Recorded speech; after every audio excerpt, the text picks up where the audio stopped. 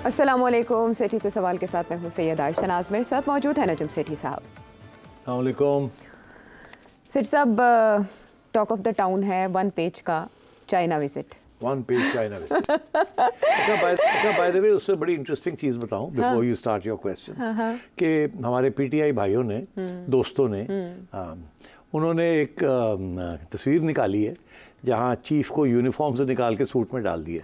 अच्छा, ये उन्होंने निकाली है? हाँ, ये ऐसी भी चीज़ चल रही है। अच्छा। हालांकि जिस मीटिंग की जिक्र वो कर रहे हैं उसके अंदर वो यूनिफॉर्म में बैठे हुए थे। अच्छा। बाद में फिर वो सूट में भी आ गए और मीटिंग से, मगर जहाँ वो जब वो गए वहाँ he was in a uniform, इन्होंने उसको यूनिफॉर्म से निकाल के किसी का सूट में डाल दिया। वो लेकिन उसमें बहुत हैंडसम लग रहे हैं। नहीं, वो हैंडसम तो है ही। वो तस्वीर बहुत अच्छी है वैसे। अगर आप कह रहे हैं कि उन्होंने निकाली है तो फिर तो वन पेज और भी ज़्यादा रिफ्लेक्ट कर रहा है। लेकिन आपको पता है ये पाकिस्तान में गारंटी समझा जाता है ना, वन पेज किसी भी मंसूबे की कामयाबी की गारंटी समझा जाता है। तो ऐसे में जब पहले यूएई से वज़ीर आज़म हो आए, सऊदी अरेबिया से भी उन्होंने विज़िट कर लिया, वहाँ पे भी कुछ प्लेज किया गया। आई डोंट नो इन्वेस्टमेंट का क्या फ्यूचर है, ये आप तो जानते होंगे। लेकिन ऐसे वक्त में जब 12 जून को वफाकी बजट कहा जा रहा आएगा और फिर उसके बाद IMF के साथ मुज़ाकरात अगली किस्त के लिए भी, उसका किस्त का भी इजरा होने जा रहा है, और जो $27 बिलियन वर्ल्ड बैंक डाटा के मुताबिक पाकिस्तान के ज़िम्मे चाइना के हैं, वो भी उन मुज़ाकरात में शायद ज़ेरे गौर आ सकते हैं। तो वज़ीर आज़म गए 5 रोज़ा विज़िट पर चाइना, साथ ही आर्मी चीफ की भी तस्वीरें आप सामने आ रही हैं। तो क्या टारगेट्स थे इस दौरे के और क्या हासिल हुए? जी हाँ, बहुत इम्पोर्टेंट सवाल है, और बड़ा इम्पोर्टेंट ये है कि आर्मी चीफ प्राइम मिनिस्टर के साथ गए हैं, क्योंकि आर्मी चीफ जो हैं वो प्राइम मिनिस्टर के साथ SIFC में बैठते हैं, तो मेरा ख्याल है उनका जाना मुनासिब है। बिकॉज़ हर जगह पे वो एक ही इम्प्रेशन देना चाहते हैं कि स्टेबिलिटी, सियासी स्टेबिलिटी और इकोनॉमिक स्टेबिलिटी आ रही है, और we are on one page, और हम इंशाल्लाह इस हुकूमत को और ये जो इक़दामात हम ले रही है ये हुकूमत, उनको सपोर्ट करते हैं और उनको बरकरार रखेंगे और उनको टू द एंड रखेंगे। तो इसको डिस्टेबलाइज़ नहीं होने देंगे। तो ये पैगाम देना बड़ा ज़रूरी है, क्योंकि आयशा, दुनिया जब इन्वेस्टमेंट करती है किसी मुल्क में तो वो सबसे ज़्यादा जो है वो 2 चीज़ें देखती है। एक ये है कि क्या जो इन्वेस्टमेंट कर रहे हैं उसके पैसे वापस आ जाएंगे कि नहीं। दूसरा ये कि कुछ जो पॉलिसीज़ जो जिसके बेसिस के ऊपर इन्वेस्टमेंट कर रहे हैं वो बरकरार रहेंगी नहीं, या कि पॉलिटिकल इंस्टेबिलिटी की वजह से, या गवर्नमेंट चेंज की वजह से, या रेजीम चेंज की वजह से वो भी तब्दील हो जाएंगी। तो ये 2 चीज़ें, और इसको अश्योर करने के लिए वो आर्मी चीफ साथ जाते हैं। अच्छा। ये इमरान खान के ज़माने में भी ऐसे ही था और शहबाज शरीफ साहब के ज़माने में भी ऐसे ही है। ठीक है। That's to answer your question. Now the second part is कि क्या मकसद है इसका, ऑब्जेक्टिव क्या था। देखिए, चाइनीज़ आपसे खुश नहीं है। 3-4 साल से सिपेक बंद पड़ा है। अच्छा। ठीक है, खान साहब जब आए थे तो उसके बाद नवाज शरीफ साहब के आखिरी दिनों में सिपेक के ऊपर झगड़े हो गए थे पाकिस्तान के अंदर। एस्टैब्लिशमेंट ये चाहती थी कि सिपेक की जो सेक्रेटेरिएट है वो उनके हवाले की जाए, और मियाँ साहब ये समझते थे कि ये नहीं, ये सिविलियन प्रोजेक्ट है, ये मेरा प्रोजेक्ट है, हमारी गवर्नमेंट का ये प्रोजेक्ट है, ये हमारे कंट्रोल में रहना चाहिए। तो उसके ऊपर भी थोड़ी बहुत लेन देन हुई।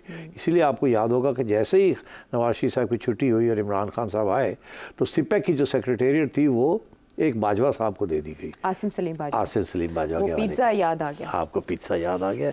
भूख तो नहीं लगी भी? नहीं लगी नहीं है, लेकिन पिज्ज़ा कभी नहीं भूलता। हाँ, पिज्ज़ा नहीं भूलता। तो इसीलिए वो फिर फौरी तौर पे जैसे ही इमरान खान की गवर्नमेंट आई तो आसिम बाजवा को वो रिटायर हुए फ्रॉम सदर्न कमांड, और उसके बाद सीधा उनको एक अथॉरिटी का चेयरमैन बना दिया। मगर फिर भी कोई पेशकदमी नहीं हुई। उसकी बहुत सी वजूहत थी, मगर सबसे इम्पोर्टेंट वजूहत ये थी कि चाइनीज़ 2-3 चीज़ों में बड़े इंटरेस्टेड थे कि उसको आगे बढ़ाया जाए, मगर वो प्रोजेक्ट्स रोके हुए थे। वो प्रोजेक्ट्स, उनमें से एक ये प्रोजेक्ट था रेलवे लाइन का। क्योंकि जब शेख रशीद साहब रेलवे मिनिस्टर थे तो हर रोज़ वो ये बात करते थे कि हम $7 बिलियन की कराची से पेशावर तक एक नई रेल लाइन चाइनीज़ आके बनाएंगे। बिकॉज डोंट फॉरगेट, हमारी रेल लाइंस बहुत पुरानी हैं और टूटी हैं और काफ़ी इनएफिशिएंट हैं, और हमारी transportation is a big problem. तो वो एक रेल लाइन की ज़रूरत है हमें as part of our development project, पर इतना बड़ा प्रोजेक्ट है कि वो उसके लिए पैसे कहीं से नहीं आ रहे थे। तो चाइनीज़ ने ये कमिटमेंट की थी कि वो करेंगे। अच्छा, फिर ये हुआ कि IMF ने कहा कि आप नहीं कर सकते, क्योंकि आपके पास पैसे आपने बहुत से लोगों के देने हैं, और इमरान खान साहब की हुकूमत के दौरान सारा सिपेक के ऊपर काम रुक गया था। उस वक़्त अमेरिकन ये भी मांग रहे थे कि आप हमें बताएं कि सिपेक के इन्वेस्टमेंट्स कितनी हैं और क्या टर्म्स हैं और क्या एग्रीमेंट्स आपने साइन किए हैं, और हमारे लिए ये प्रॉब्लम बना हुआ था। जब हफीज़ शेख साहब आए तो वो प्रो IMF थे, उसके बाद आपको पता है असद आ गए, असद के पहले असद आए, वो IMF के ख़िलाफ़ थे। हफीज़ शेख साहब आ गए एज फाइनेंस मिनिस्टर, वो उनके हक़ में हो गए। उसके बाद शौकत तरीन साहब आ गए, वो ना इधर के रहे ना उधर के रहे कि एक दिन वो IMF के हक़ में बात करते थे, दूसरे दिन उसके ख़िलाफ़ बात करते थे। तो ये मामला चलता रहा। अब्दुल रज़ाक दाऊद साहब ने एक आर्टिकल भी तो लिख दिया था फाइनेंशियल टाइम्स में, उनको इंटरव्यू देते हुए। इसलिए तो ये काफ़ी कन्फ्यूजन रही। तो चाइनीज़ आपसे नाराज़ रहे और उनका ये कहना है कि आप अमेरिकन प्रेशर के अंदर हमारा जो मेन प्रोजेक्ट है बेल्ट एंड रोड इनिशिएटिव, उसको आप उसको सपोर्ट नहीं कर रहे। और so therefore there was strains in the relationship. हालांकि मिलिट्री रिलेशनशिप तो ठीक थी, मगर बाकी रिलेशनशिप में स्ट्रेन्स थे। अब जैसे ये हुकूमत आई, इन्होंने ये फैसला किया कि चाइना के साथ रिस्टोर करना है। अब ये जो 2 प्रोजेक्ट्स हैं, मैं आपको बड़े इंटरेस्टिंग बताऊं, जो कि अभी तो 31-32 MOU साइन किए, मगर चाइनीज़ जो ग्रोथ मॉडल है वो किसी वक्त इस एजेंडे में डिस्कस करते हैं। मेरे पास सवाल है रेलेवेंट उससे। तो चाइनीज़ ग्रोथ मॉडल के अंदर 2-3 चीज़ें बड़ी अहम हैं जिसको वो एम्फोसाइज करते हैं। एक वो कहते हैं एक्सपोर्ट लेड ग्रोथ, एक वो कहते हैं कि small and medium enterprises and state owned enterprises, और तीसरी चीज़ जो है वो ये कहते हैं कि करंट अकाउंट सरप्लस होना चाहिए। और चौथी चीज़ बड़ी अहम है कि कौन से सेक्टर्स के अंदर चाइना ने जाके किसी मुल्क के अंदर इन्वेस्टमेंट करनी है। उसके अंदर ट्रांसपोर्टेशन और एनर्जी, प्रॉपर्टी, ट्रांसपोर्टेशन, एनर्जी, ये उनके लिए बहुत अहम है, फोकस है। हाँ, फोकस है उनका। तो सिपेक जो था as part of the road initiative and belt initiative, उसके अंदर energy, IPPs, independent power projects अब नहीं रहे, चाइनीज पावर प्रोजेक्ट्स, और ये ट्रांसपोर्टेशन आपने देखा, इंफ्रास्ट्रक्चर पे फोकस, इंफ्रास्ट्रक्चर। तो ये चाइनीज का ग्रोथ मॉडल है, उसका हिस्सा है। तो वो ये चाह रहे थे, मगर ये रुक गया था। अच्छा। तो अब हमने फिर इसको खोला है और इसके अंदर जो 2 मेजर प्रोजेक्ट्स हैं, मेजर प्रोजेक्ट्स। अब पावर प्रोजेक्ट्स तो हमने नहीं लगाने, पावर तो है हमारे पास, उसकी डिस्ट्रीब्यूशन का और लाइन लॉसेस का मसला है, और मगर अब और पावर प्रोजेक्ट्स नहीं लगने in terms of fuel, fossil fuel. मगर ये बड़ी इंटरेस्टिंग बात है कि जो 2 प्रोजेक्ट्स चाइनीज़ कह रहे हैं कि लगाएं, जिसके ऊपर पहले रुकावट थी, इस हुकूमत ने उसको ग्रीन लाइट दे दी। कौन-कौन से? वो सबसे पहला प्रोजेक्ट ये रेल लाइन का है, जो कि पिछले 4-5 साल से रुकी हुई है। अच्छा। अभी इसका अमाउंट कह रहे हैं $6.8-9-7 बिलियन। शेख रशीद रोते रह गए कि करना उन्होंने कहा नहीं हो सकता। और दूसरा प्रोजेक्ट बहुत ही इंटरेस्टिंग है, वो एक है एक हाईवे जो कि कोई नियरली 600 किलोमीटर्स का हाईवे बनेगा from Thakot in KP province to Raikot in GB। अच्छा, थकोट। और ये कोई इसका कॉस्ट आएगा कोई 560-600 अरब रुपया। अच्छा। और वो जो रेलवे लाइन है उसका कॉस्ट आ रहा है कोई 1900-1900 अरब रुपया। अच्छा। तो अब सोचिए ये दोनों इतने बड़े प्रोजेक्ट्स हैं कि ये 2 प्रोजेक्ट्स अब अगले 3-4 साल में उन्होंने कंप्लीट करने हैं। और मगर जो इशू जो खड़ा हो रहा है, जो पहले भी इशू ये खड़ा हो रहा था कि क्या इनकी कितनी ज़रूरत है इस वक्त, क्या इसी स्टेज पे इतनी ज़रूरत है, इतना बड़े कर्जे लेने की ज़रूरत है। फिर ये आज ऑलरेडी हमने जो सिर्फ उनके इंडिपेंडेंट पावर प्रोजेक्ट्स हैं, जो सॉरी नॉट इंडिपेंडेंट बट जो चाइनीज़ पावर प्रोजेक्ट्स हैं, उसके जो हमने पैसे देने हैं अभी, वो अभी 470 अरब रुपया तो सिर्फ उनका देना है, उनके जो डेट पेमेंट्स हैं, आप समझें। ऊपर से ये नई डेट अक्यूमुलेट की जा रही है कोई 2,500 अरब रुपए की, और किस लिए? एक रेलवे लाइन के लिए और एक सड़क के लिए। रेलवे लाइन की तो बात समझ में आती है कि it will definitely help the Pakistani economy, ठीक है ना, उसमें तो कोई शक नहीं है। Transportation of goods and people in a smooth, efficient, quick manner. मगर ये जो रोड है, इसकी क्या इकोनॉमिक वैल्यू है? इस रोड की खास इकोनॉमिक वैल्यू नहीं है, इस रोड की स्ट्रेटेजिक वैल्यू है। अच्छा। ये Chinese military and Pakistani military इसको प्रोजेक्ट को सपोर्ट कर रहे हैं, क्योंकि ये GB और कश्मीर की सिक्योरिटी के लिए this road is going to be important. और ये all the way to Raikot जाता है, जो कि the foot hills of the mountains, all the way to the glaciers, जहाँ से डिस्प्यूटेड के बेस कैंप के पास। हाँ। तो डिस्प्यूटेड टेरिटरीज जहाँ चाइना इंडिया की कॉन्फ्लिक्ट है, और फिर चाइना के लिए वो रोड वहाँ से रास्ते निकालना बड़ा ज़रूरी है to join up with the CPEC project. तो मैं ये समझता हूँ कि इसकी स्ट्रेटेजिक वैल्यू है और रेल लाइन की इकोनॉमिक वैल्यू है। मगर क्या ये इतनी अर्जेंसी थी कि इसको करना चाहिए? ये चाइनीज़ इंसिस्ट कर रहे हैं, हम नहीं इंसिस्ट कर रहे। जैसे चाइनीज़ ने जो हमने एक दो न्यूक्लियर पावर प्लांट्स भी बनाए हैं, तो उससे भी 400-500 मिलियन डॉलर्स के खर्चे थे, वो भी चाइनीज़ इंसिस्ट कर रहे थे कि आप लगाए। हमने उसको काफ़ी डिले करने की कोशिश की, फिर हमने एक दो कर दिए।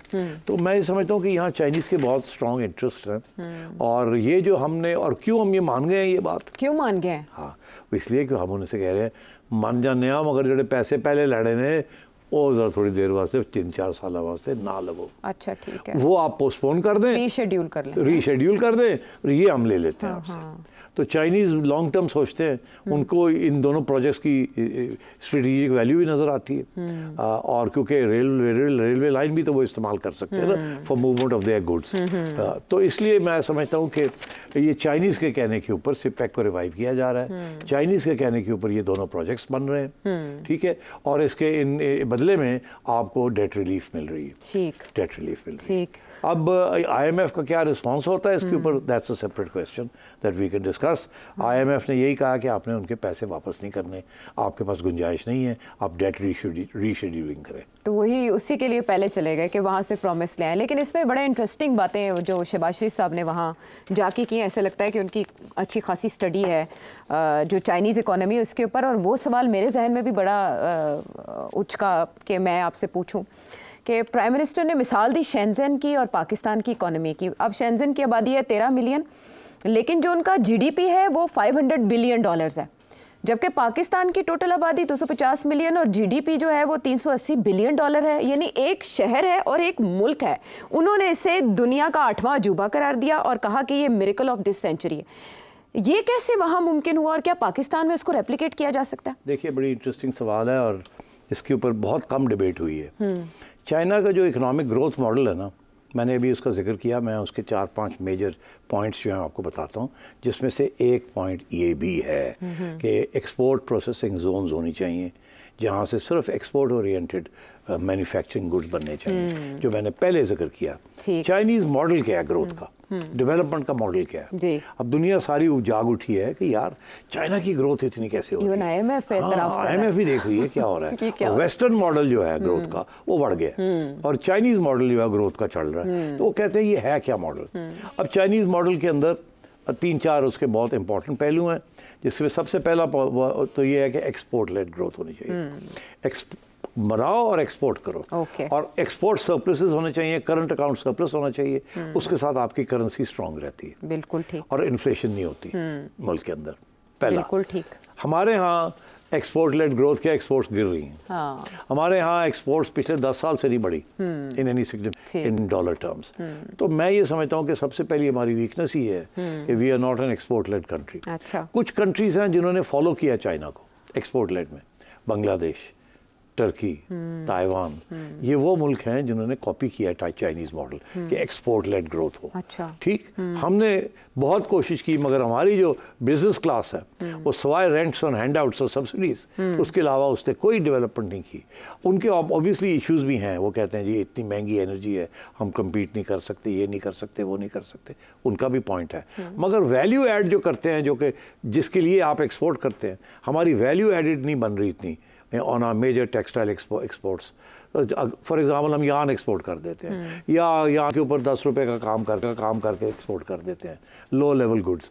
Where as the rest of the world, Bangladesh, Taiwan, China, Japan even, they are producing high value added, और उसके साथ उनकी एक्सपोर्ट्स बढ़ रही हैं, करेंसी स्ट्रॉन्ग है, इन्फ्लेशन, महंगाई कम है। ये मॉडल हम नहीं कर सके।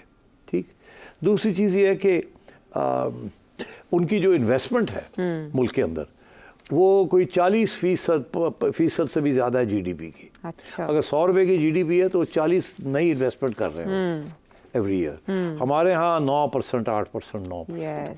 तो एक ये प्रॉब्लम है हमारा कि हम कहीं भी क्लोज नहीं है टू द चाइनीज़ मॉडल। तीसरी चीज़ ये है कि उन्होंने ये बंद कर दिया कि कैपिटल अकाउंट जिसे कहते हैं, कि परमिशन के बगैर आप डॉलर नहीं बाहर भेज सकते। मैं कहा जी हमने कैपिटल अकाउंट क्लोज्ड है। ठीक है। और शहरी जो हैं वो अगर आप पैसे बाहर भेजना चाहें तो नहीं भेज सकते। उन्हें यहाँ आके वो डेमोक्रेसी को कहते हैं छुट्टी करो, हाँ। और फ्री एंटरप्राइज को छुट्टी करो, यहाँ हमने कंट्रोल करना है। अगर आउटफ्लो ऑफ डॉलर्स हो गई और फॉरेन करेंसी हो गई तो फिर हमारा एक्सपोर्ट सरप्लसेस और करंट अकाउंट सरप्लसेस जो है अफेक्ट हो जाएंगे। तो उसको उन्होंने रोक दिया। इसीलिए इन्वेस्टमेंट को सपोर्ट करने के लिए इंटरेस्ट रेट्स को उन्होंने कम रखा हुआ। हमारे यहाँ इस वक्त इंटरेस्ट रेट 18-20%, 22% है। 22 पे अभी कमी का इशारा अब वो अच्छा, वो इसलिए क्योंकि हमारे यहाँ इन्फ्लेशन, महंगाई बढ़ी है। वो कहते हैं कि महंगाई इसलिए होती है कि लोग खर्च ज़्यादा करते हैं। खर्च क्यों करते हैं लोग? गवर्नमेंट पैसे छापती है, नौकरियां दे देती है, छाप के लोगों के पास जेब में पैसे आ जाते हैं, वो खर्च करते हैं, कीमतों की चीज़ों की कीमतें बढ़ जाती हैं, तो महंगाई हो जाती है। ठीक। हम महंगाई को कम करने के लिए हमने इंटरेस्ट रेट्स को ऊपर रखा हुआ है ताकि लोग बैंकों से पैसे बोरो ना कर सकें। मगर बैंकों से पैसे बोरो तुम तो मैं तो नहीं करते। बैंकों से पैसे बोरो करते हैं इंडस्ट्री वाले। अब इंडस्ट्री वाले इंडस्ट्री नहीं लगा सकते, बिकॉज 20-22% पे सूद पे अगर कोई लेगा तो वो इंडस्ट्री क्या चलाएगा जहां मार्जिन 8-9-10% होता है। ठीक। तो हमारी इंडस्ट्री बैठ गई। ठीक। वो महंगाई को रोकने के लिए इंडस्ट्री को बैठा दिए। इन चाइना के अंदर महंगाई को रोकने के लिए करंट अकाउंट सरप्लस चला रहे हैं, करेंसी स्ट्रांग रखी हुई है। ठीक। और इंटरेस्ट रेट्स लो रखे हुए हैं ताकि लोग इंडस्ट्रियलिस्ट बोरो करके मैन्युफैक्चर करें और एक्सपोर्ट करें। बिल्कुल। तो मतलब आप देखें किस किस्म की फाइन ट्यूनिंग उन्होंने अपने इकोनॉमिक ग्रोथ मॉडल की बेसिक्स को। मगर अब आइए जहां आपका सवाल था शंजन का जी। बात यह है कि उन्होंने क्या कहा कि क्योंकि एक्सपोर्ट लेड ग्रोथ करनी है तो उन्होंने कहा कि जी हमने एक्सपोर्ट प्रोसेसिंग जोन्स बनानी है और वहाँ सिर्फ वही चीज़ें प्रोड्यूस होंगी जो एक्सपोर्ट होंगी। ठीक। और उनको सील ऑफ कर दिया और स्पेशल टैक्स इंसेंटिव्स दे दिए, स्पेशल प्रॉपर्टी इंसेंटिव्स दे दिए। अच्छा, ये मॉडल हमारे ज़माने में भी, अयूब खान के ज़माने में भी ये हुआ था। अच्छा। Export processing zones. मगर वो चली नहीं हमसे, बिकॉज वहाँ भी बहुत से इश्यूज थे और ब्यूरोक्रेसी थी और वो एक्सपोर्ट प्रोसेसिंग जोन्स चली नहीं। और क्योंकि गवर्नमेंट पॉलिसी चेंज होती रहती थी तो लोगों ने फिर इतनी दिलचस्पी नहीं ली। कभी एक्सपोर्ट प्रोसेसिंग जोन्स को सब्सिडीज मिलती थी, स्पेशल टैक्स ब्रेक्स मिलते थे, कभी वो नई हुकूमत आती थी वो कैंसिल कर देते थे, and so on and so fourth. अब चाइना ने एक्सपोर्ट प्रोसेसिंग जोन्स का जो मॉडल है वो बहुत फाइन ट्यून करके पॉपुलर कर दिया। अच्छा। अब दुनिया के अंदर चाइनीज़ मॉडल को लोगों ने कॉपी किया और कोई 100 से ज़्यादा एक्सपोर्ट प्रोसेसिंग जोन्स बनी हुई हैं outside China and outside the rest of the world countries. लोगों ने बाहर जाके आइलैंड्स के ऊपर एक्सपोर्ट प्रोसेसिंग जोन्स बना दी।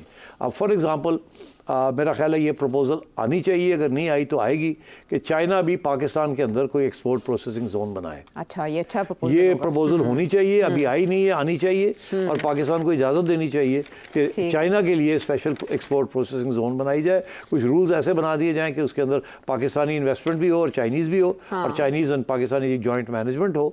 और मैं समझता हूँ this would be a great idea. Chinese export कर रहे हैं, there no idea of export processing zones, पूरा मॉडल वो एक्सपोर्ट कर रहे हैं। तो मैं समझता हूँ this would be a great thing अगर ये हो जाए तो इसलिए ये this is where the importance of that city that you are talking comes इन। अच्छा, इसी में मुझे अगले सवाल का भी जवाब मिल गया कि वज़ीर आज़म ने क्यों मिसाल दी कि 50s सिहाई में हमारे इंडिकेटर्स चाइना से बेहतर थे, तो आपने खुद ही बता दिया। हमारे इंडिकेटर्स बड़े अच्छे थे।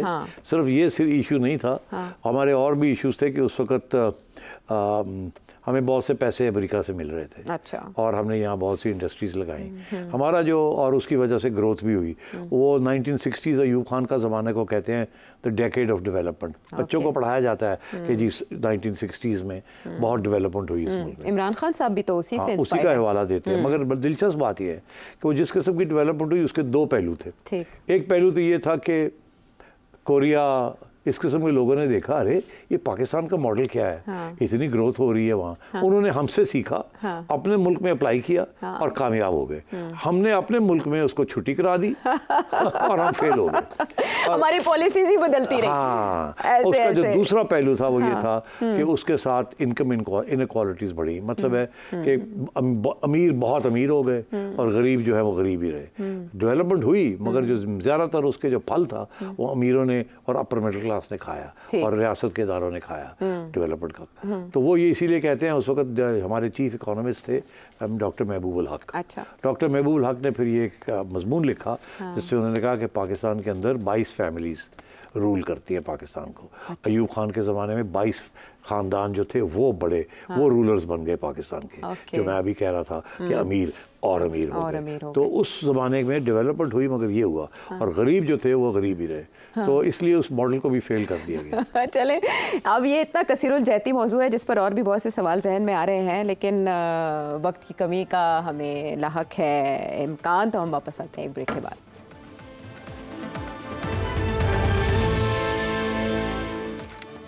शो में एक बार फिर खुशामदेद। तो नरेंद्र मोदी जी तीसरी बार वज़ीर आज़म का हल्फ उठाने, भारतीय वज़ीर आज़म का हल्फ उठाने जा रहे हैं और ऐसे में बड़ा वहाँ का मीडिया तनकीद कर रहा है। शायद कबल अज़ वक्त ही है, प्रीमेच्योरी कहेंगे कि जी शहबाज शरीफ साहब ने मुबारकबाद नहीं दी नरेंद्र मोदी साहब को तीसरी बार वज़ीर आज़म बनने पर, और कल है उनकी हल्फ बर्दारी। उन्होंने तो बुलाया भी नहीं, नवाज शरीफ साहब को तो बुलाया था। हाँ, दो बातें। पहली बात तो ये है कि मुबारक देते हैं जब आप ओथ ले लेते हैं। अच्छा। हाँ, ये भी होता है कि जब आप इलेक्शन जीत जाते हैं तो उसी वक्त भी मुबारकें लोग दे देते हैं। तो हमने नहीं मुबारक दी। मेरा ख्याल है हमारा मौक़िफ़ ये है कि आप प्राइम मिनिस्टर बन जाएं, फिर हम एक फॉर्मल मुबारक आपको दे देंगे। ठीक। मेरा ख्याल है फॉरेन ऑफिस का यही एडवाइस होगी। मगर इससे ज़्यादा दिलचस्प बात यह है कि आपको बुलाया क्यों नहीं, सदा क्यों नहीं भेजा, और नवाज शरीफ साहब को बुलाया था जी। ऐसे ही है ना। अब बात यह है कि आपको याद होगा या नहीं याद, मैं याद दिला देता हूँ कि नवाज शरीफ साहब को उन्होंने दावत दी थी। उससे पहले राब्ते भी हुए थे प्राइम मिनिस्टर साहब के साथ। नवाज शरीफ साहब 2013 में प्राइम मिनिस्टर बने, नरेंद्र मोदी 2014 में जाके बना। ठीक। तो इसलिए उसके दौरान before he became prime minister उन्होंने मियाँ साहब के साथ राब्ते खोल लिए थे, इनडायरेक्ट राब्ते खुल गए थे। अच्छा। और क्योंकि मियाँ साहब की एक पॉलिसी स्टेटमेंट एक दफ़ा नहीं बहुत दफ़ा बयान किया गया था कि मैं नॉर्मलाइजेशन करना चाहता हूँ, तजारत करना चाहता हूँ, नॉर्मलाइजेशन करना। और कश्मीर एक मसला है, सारे मसले हैं, बहुत से और भी हैं। हम तो ये जो कंडीशनल डायलॉग है कि पहले कश्मीर हल करें, फिर बाद में हम बाकी बातें करेंगे, उस वक्त पाकिस्तान की हुकूमत ने ये मौक़िफ़ को मुस्तरद कर दिया था। कहा था कि अब एक एक ये नहीं, सारी चीज़ें रुक नहीं सकती, कश्मीर बड़ा मुश्किल काम है, तो हम ओपनिंग करेंगे दूसरे इश्यूज़ के साथ, और कश्मीर जो है उसको भी करेंगे, साथ साथ करेंगे। ये नहीं कि उसको जब तक वो नहीं होता और कुछ नहीं करेंगे। तो ये कॉम्पोजिट डायलॉग जो था इसका एक नोशन बना था कि सब चीज़ें इकट्ठी चलेंगी। अच्छा, तो अब ये हुआ कि नरेंद्र मोदी साहब जब पहली दफ़ा आए तो बहुत बड़ी मेजॉरिटी के साथ वो आए थे, और उस वक़्त बहुत धूमधाम थी। It was like an emperor. और उन्होंने अपनी इनॉग्रेशन जो थी वो भी लाइक एन एम्परर बिल्ड की थी। जैसे कि बरतानिया का राज में जब एक वाइसरॉय बनता था तो एक पूरा ग्रैंड रिसेप्शन होती थी, सब प्रिंसली स्टेट्स के प्रिंसेस को बुलाया जाता था, पग बनी, बहुत कुछ होता था, एक ग्रैंड पेजेंट होता था। तो नरेंद्र मोदी भी यही करना चाह रहा था कि सारे साउथ एशियन सार्क के कंट्रीज जो थी उनके लोगों को उसने इनवाइट किया। अच्छा। जैसे वाइसरॉय इनवाइट करता था सारे प्रिंसेस को इंडिया के, तो ये इन्होंने इन सबको कहा। वो जो प्रिंसेस जो थे वो तो मतलब है कि दे वर अंडर द ब्रिटिश राज ना। तो ये नरेंद्र मोदी एक अपने आप को भी बड़ा आप दिखाना चाह रहा था कि मैं रीजन का बादशाह हूँ, चौधरी हूँ, और ये सारे आए हैं मुझे देने के लिए, सलाम देने के लिए। ठीक है, और वो सब तैयार हो गए। अब मियाँ साहब ने भी फैसला किया कि मैं भी जाऊँगा। अच्छा। अब मियाँ साहब ने इसलिए नहीं ये फैसला किया था कि मैं उनको ये करने जाऊँगा, वो अपनी एक ब्रेक थ्रू का सोच रहे थे कि अभी अच्छा मौका है, मैं जाके उनसे बात करता, हम आगे खोलेंगे एक दूसरे का। अच्छा। मगर उस वक्त की जो फौजी की आदत थी उन्होंने अपोज किया। उन्होंने कहा कोई ज़रूरत नहीं जाने की, कोई ज़रूरत नहीं जाने की, पहले हम हिंदुस्तान के साथ कोई बैक चैनल के ज़रिए कोई बातचीत शुरू करें कि बातें क्या होंगी। ये ना हो कि आप जाएं और बातें शुरू कर दें और वो आगे से ना कर दें। हाँ। तो बेइज्जत हो जाएगी, ऐसे नहीं करते। There is a diplomatic way of doing it. अच्छा। तो तुसी मैंने जल्दी छलांग मार के ना जाओ, ठीक है, ठहर जाओ। हाँ। फिर मियाँ साहब ने इंसिस्ट किया नहीं मैं तो जाना है। ठीक। अच्छा। ये मैं आपको बता रहा हूँ। तो उसके बाद फिर ये एक किस्म की कॉम्प्रोमाइज़ हुई कि आप जाएं और उसी दिन वापस आ जाएं। अच्छा, ठीक है। मगर मियाँ साहब ने कहा नहीं, मैं जाऊंगा, फिर मैं रात भी रहूँगा, फिर उसके अगले दिन इनॉग्रेशन भी करूँगा और मैं बातें भी करूँगा और फिर मैं आऊँगा। तो सबसे पहले दरार जो मियाँ साहब और एस्टैब्लिशमेंट की हुई on this question India, Narendra Modi. Okay. उस वक्त ये सब लोग ये कहते थे ये हिंदू नेशनलिस्ट है। अच्छा। और इसने पाकिस्तान के साथ अच्छे तल्लुकात नहीं रखने। अच्छा। ये कांट बी ट्रस्टेड, ये गड़बड़ करेगा। ठीक है, मियाँ साहब का ये मौक़िफ़ था कि नहीं, एक मौका देना चाहिए ज़रूरी नहीं कि ये वही करेगा जो ये मुसलमानों के साथ करता रहा है, हम नेबर्स के साथ नॉर्मलाइजेशन होनी चाहिए। तो खैर मियाँ साहब चले गए वहाँ। मियाँ साहब जब वहाँ चले गए तो शुरू में तो बड़ा आओ जी जप्पी शप्पी ये वो वगैरह, मगर जब ये ख़त्म हुई तो मीडिया के साथ जब इंटरेक्शन था तो मीडिया के अंदर जैसे ही मियाँ साहब को मीडिया के आगे आए बोलने के लिए, कोई बात करने के लिए, और उस वक्त बड़ा सॉफ्ट चल रहा था, तो उस वक्त की इंडियन फॉरेन सेक्रेटरी, देखो ना इंडियंस ने क्या किया, उन्होंने कहा कि ज़्यादा ही लग रहा है कि ऐसी अमन होने लगा है और ऐसे तैयार हो गए हैं पाकिस्तानियों को ज़रा थोड़ा सबोताज करने के लिए सबोताज करो।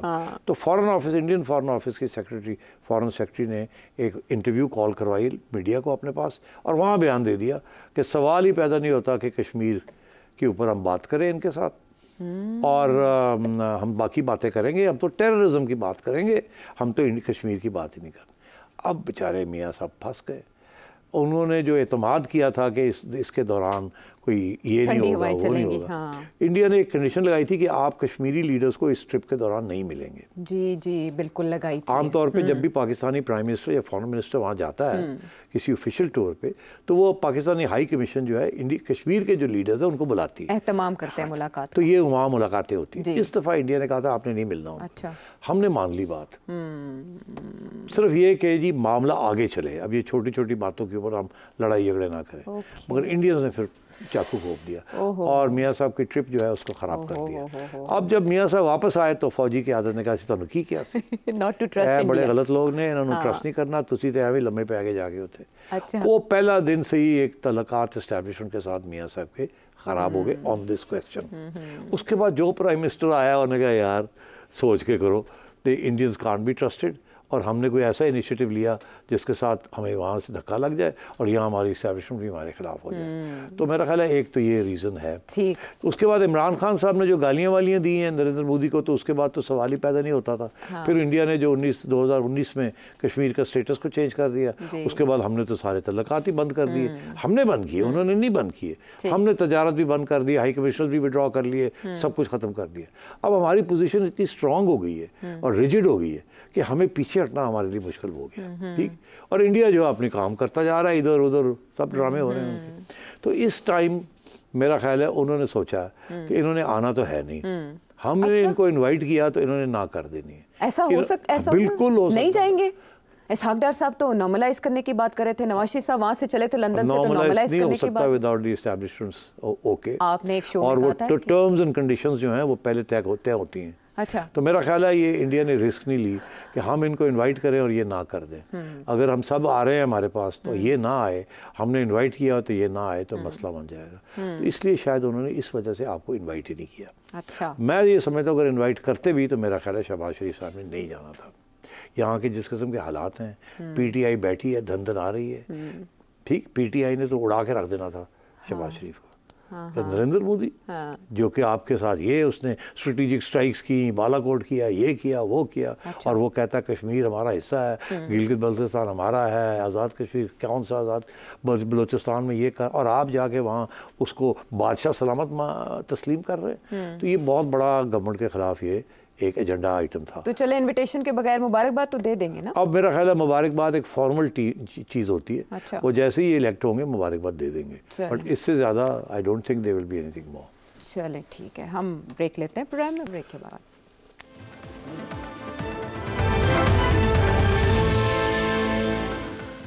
Welcome back to the show. ये अब ज़रा पंजाब की तरफ आ जाते हैं, पाकिस्तानी पंजाब की तरफ।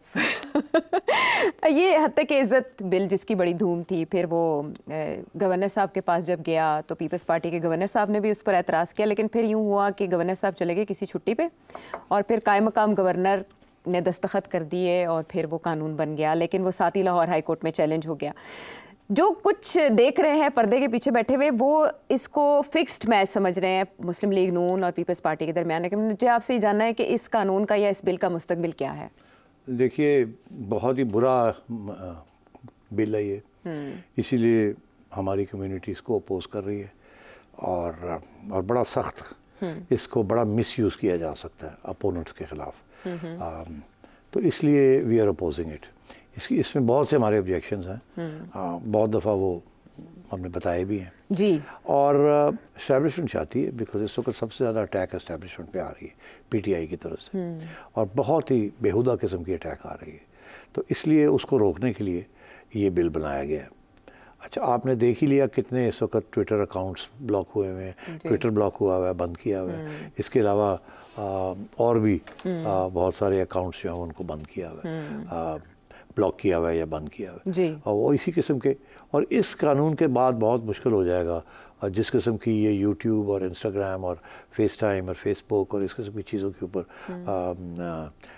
टिकटॉक ये चीज़ें आ रही हैं जो कि बहुत ही ज़्यादा इस्टेब्लिशमेंट और स्टेट इंस्टीट्यूशंस को टारगेट कर रही हैं। मगर बात यह है कि ये आज तो ऐसे है, कल ये सियासतदानों के ख़िलाफ़ इस्तेमाल हो सकता है, वो कि जेन्युइन डेमोक्रेटिक अपोजिशन या तनकीद के ख़िलाफ़ भी हो सकता है, जिसको आप आज तो आप ये कह सकते हैं कि एक यहाँ लहर सोशल मीडिया की चली हुई है जो कि एक सियासी जमात उसको पुश कर रही है और उसमें बहुत सी नाजायज़ चीज़ें हो रही हैं, ज़्यादती हो रही है उसमें। मगर कल को जेन्युइन क्रिटिसिज्म और फ्रीडम ऑफ स्पीच वो भी इफ़ेक्ट हो सकता है। तो इसमें बहुत से प्रॉब्लम्स हैं, मैं उधर नहीं जाऊंगा। मगर मैं ये कहूँगा कि फ़ैसला ये हुआ था कि इस बिल को पास करने से पहले ये जर्नलिस्ट कम्युनिटी के साथ कंसल्टेशन करेंगे, एक राउंड ऑफ कंसल्टेशन होगा। ये एक मुआहदा हो गया था between Punjab government and the journalist community and human rights organisations. हुआ ये कि इन्होंने वो बिल्कुल मुआहदा कंसल्टेशन नहीं की और आखिरी वक्त पे कंसल्टेशन किए बगैर गवर्नर साहब को भेज दी। अब दिलचस्प बात यह है कि गवर्नर साहब हैं पीपल्स पार्टी के, उन्होंने रोक ली, उन्होंने अपने नंबर लगा लिए मीडिया के साथ कि हम तो इसको अपोज नहीं करते। जैसे वो नंबर लगाते हैं अवाम के साथ कि हम प्राइवेटाइजेशन को अपोज कर रहे हैं, ऐसे ही है ना, और एक दो और चीज़ों को वो अपोज करते हैं। मगर एक्चुअली बिहाइंड द सीन्स वो वोटिंग जो है, जब वोटिंग होती है तो उनके हक में कर देते हैं। अच्छा, और साथ उनके साथी हैं। तो Peoples Party though wants to have its cake and eat it too. तो पीपल्स पार्टी ने नून लीग को कहा कि आप फिक्र ना करें, भेज दें, हम अपोज करेंगे, उसके बाद हम आपके लिए रास्ता खोल देंगे कि आप खुद ही इसको कर लीजिएगा। हम नहीं चाहते कि हमारा ये तारीख में नाम आए कि हमने ऐसा बिल को सपोर्ट किया था। अच्छा। मगर हम अपोज नहीं करेंगे। ठीक है, क्यों नहीं करेंगे? क्योंकि इस्टेब्लिशमेंट चाहती है कि ये काम हो। मैंने आपको कल के प्रोग्राम में कहा था कि पीपल्स पार्टी इस्टेब्लिशमेंट के खिलाफ कभी नहीं जाएगी, कभी नहीं जाएगी। वो उनका लॉन्ग टर्म प्रोजेक्ट है अब, ठीक, तो इसलिए वो कभी भी इस्टेब्लिशमेंट के खिलाफ नहीं जाएंगे, जरदारी साहब जब तक पावर में। अच्छा, अब बात यह है कि तो इन्होंने ये फैसला किया कि तुसी भेज दो गवर्नर साहब उसको ना कर देंगे, मगर वापस नहीं करेंगे बिल को। ना होती है ना तो बिल वापस आ जाता है असेंबली में। अच्छा। फिर असेंबली के ऊपर कानून ये कहता है कि आप फिर इसके ऊपर गौर फिक्र करें और फिर अगली दफ़ा भेजेंगे गवर्नर साहब। तो इन्होंने, और उनको डर था कि जब ये वापस गया तो फिर जर्नलिस्ट कम्युनिटी और ह्यूमन राइट्स ऑर्गेनाइजेशन शोर डाल देंगी कि अब हमारे साथ बात करो, आपने पहले बात नहीं की, अब तो वापस आ गया है। फिर इसके एक कानून के साथ एक रूल्स भी बनते हैं। अच्छा। रूल्स जो हैं वो भी बने नहीं। तो ये सारी चीज़ें बनने वाली होने वाली थी। तो इन्होंने ये फैसला किया, गवर्नर साहब ने कहा मैं चला जाता हूँ छुट्टी पर 2 दिन की, आप आ जाएँ स्पीकर साहब जो कि बड़े प्रो एस्टैब्लिशमेंट स्पीकर हैं पंजाब के, मलिक साहब, और गो बिटवीन भी रहे हैं between Noon league and establishment. और उन्होंने आके बैठ गए, उन्होंने आते सार साइन कर दिए और खुद अब अगले दिन घर वापस चले जाएंगे। ये अंडरस्टैंडिंग के तहत ये हुआ है। और चलाकियाँ पीपल्स पार्टी तुम्हें पता ही है, चलाको मासी तो है पीपल्स पार्टी। चलाको मासी यार। अच्छा, लेकिन ये जो प्रेस क्लब की तरफ से एक प्रेस रिलीज़ आ गई है और एहतजाज और बॉयकॉट का ऐलान हुकूमती सरगर्मियों का और बजट इजलास का, इसका क्या बनेगा अगर ये एहतजाज होता है? देखिए, मैं समझता हूँ ये होना चाहिए। अच्छा, इसके बगैर काम नहीं चलेगा। आपकी बात कोई नहीं सुनेगा। यहाँ बात उसी की सुनी जाती है जो आंखें निकाल के शोर डाल दे। और अगर हमारी मीडिया जो चुप करके बैठ जाएगी तो ये बिल्कुल बिल पास हो जाएगा, आज नहीं कल नहीं परसों ये हमारे ऊपर इस्तेमाल होगा। तो इसलिए मैं ये समझ रहा हूँ कि इनको बिल्कुल बॉयकॉट करना चाहिए, कवरेज ऑफ बजट और भी इस किस्म की चीज़ें, स्पेशली पंजाब गवर्नमेंट को। सब फायरिंग लाइन के सामने तो पंजाब गवर्नमेंट है ना, Maryam is on the firing line. मैं नहीं समझता कि वो चाहती हैं कि ये चीज़ हो। अगर प्रेशर इतना है कि ये करना है तो फिर करना है। तो वही सूरत हाल है। तो इसलिए हमें एहतजाज करना चाहिए। हमें ये सिर्फ सड़कों में निकल के प्रेस क्लब से असेंबली तक मार्च करने से ये काम नहीं बनेगा। हमने मालिकों को कहना है, मीडिया के मालिकों को कहना है कि हम कवर नहीं करेंगे बजट, हम कवर नहीं करेंगे इनकी प्रेस कॉन्फ्रेंसेस जब तक ये हमें बुलाएंगे नहीं फॉर कंसल्टेशन। अच्छा, मीडिया के मालिकों, media, yes, and media has to stand firm now. Okay, चलें, फिर उसके बाद हुकूमत को सोचना होगा कि क्या चलना है, मुस्तकबिल को भी मद्देनजर रखते हुए कि यही कवानीन आपके खिलाफ भी इस्तेमाल हो सकते हैं। अगले प्रोग्राम तक के लिए इजाज़त दें हमें।